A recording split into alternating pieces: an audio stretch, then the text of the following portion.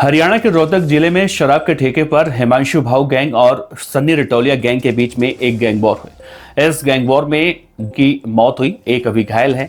कहा गया कि इसमें 56 से ज्यादा गोलियां चलाई गई।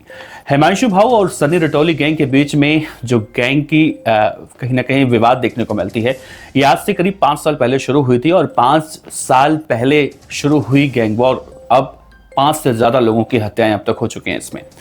हालांकि इस गैंग वॉर यानी जो परसों रात में गैंग वॉर हुई है, इसमें अब हरियाणा की पुलिस ने बहुत सारे खुलासे किए हैं। जैसा कि हिमांशु भाऊ के बारे में कहा जाता है कि वो इस वक्त पुर्तगाल में बैठा और वहीं से बैठकर अपने दुश्मनों को मरवाने की पूरी कोशिश करता है और इस तरह की गैंग वॉर लगातार हिमांशु भाऊ गैंग की तरफ से देखी जाती हैं।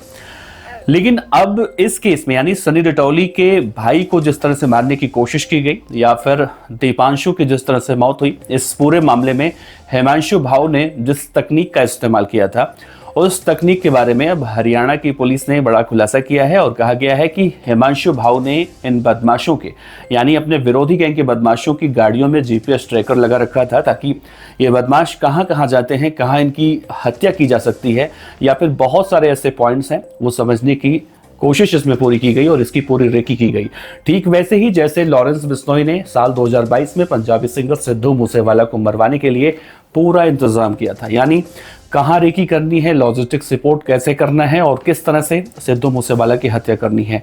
तो हिमांशु भाऊ भी जो नीरज बवाना गैंग को ऑपरेट करता है, कहीं ना कहीं इस पूरे हमले का मास्टरमाइंड बताया जा रहा है। लेकिन अब हरियाणा की पुलिस ने जो खुलासा किया है उसके हिसाब से बहुत सारी जानकारियां निकलकर सामने आई हैं जो आज के इस वीडियो में मैं आपको बताऊंगा। नमस्कार, मेरा नाम है देवनाथ पांडे। असल हरियाणा के रोहतक के रिटोली गांव में हिमांशु भाऊ और सनी रिटोलिया के बीच में गैंग वॉर होती है। पुलिस जांच करती है, जांच में अब नया एंगल निकलकर सामने आएगा।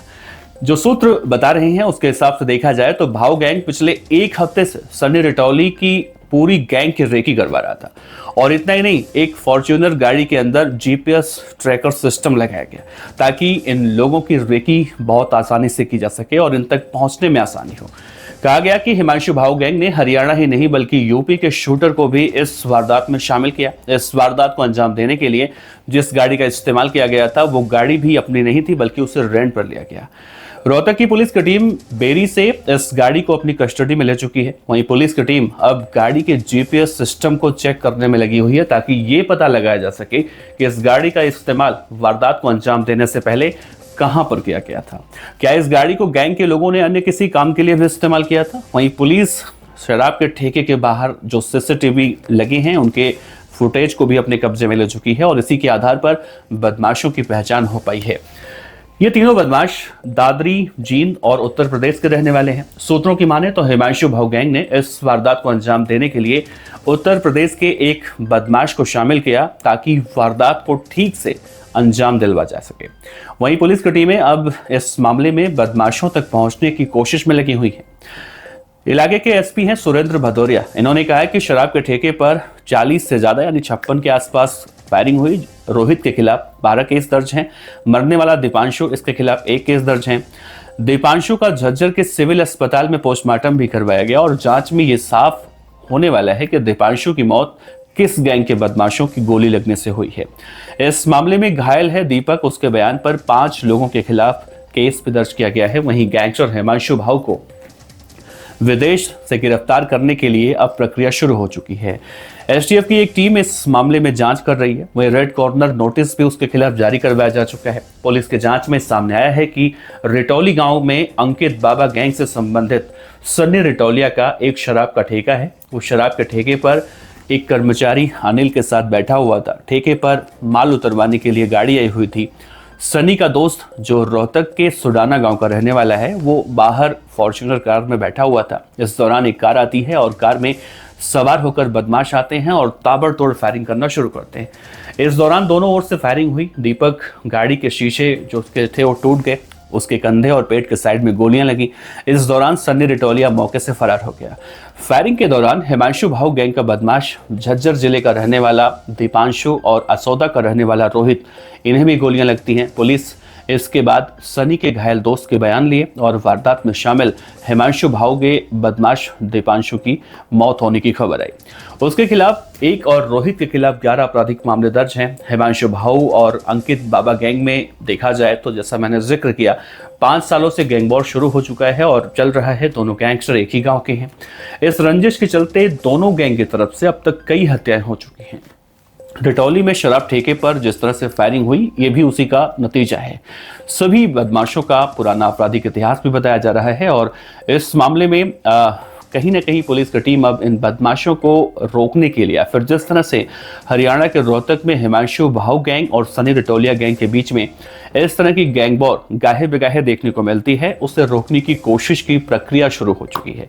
अगर हिमांशु भाऊ, जिस तरह से उसके खिलाफ रेड कॉर्नर नोटिस जारी किया गया है, अगर उसे विदेश में गिरफ्तार करके हिंदुस्तान लाने में सफल होती है पुलिस, तो ये कहीं ना कहीं ना सिर्फ हरियाणा के लिए बल्कि दिल्ली, झज्जर या फिर और आसपास के जितने भी इलाके हैं जहां जहां अब हिमांशु भाऊ पुर्तगाल से बैठकर इन आपराधिक वारदातों को अंजाम दिलवाता है, उन सभी जगहों के लिए आसानी हो जाएगी।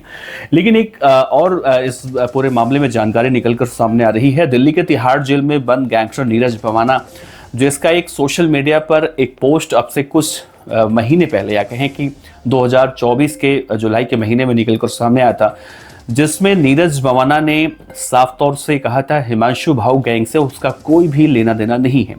और ऐसे में दूसरी तरफ हिमांशु भाऊ गैंग ये दावा करता है कि नीरज भवाना के जेल में जाने के बाद वो पुर्तगाल से ही नीरज भवाना की गैंग को ऑपरेट करता है। ऐसे में बड़ा सवाल है कि क्या नीरज भवाना झूठ बोल रहा है या फिर नीरज भवाना की गैंग की तरफ से झूठा पोस्ट किया गया है, या फिर हिमांशु भाऊ इसे नीरज भवाना की गैंग के मत्थे पर डालने के लिए कुछ इस तरह से कर रहा है।